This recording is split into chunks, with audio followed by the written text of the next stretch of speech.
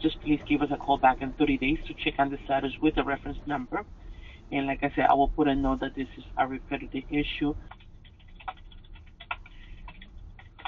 so at least they can be able to make a note, or the claims department will be able to see what they can do. Yeah, usually. Now that's how you merge.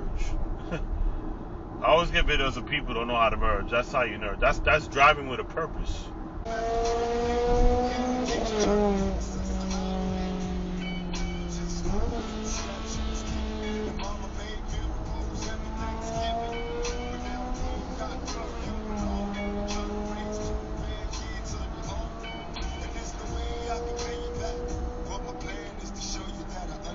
So annoying making all that noise.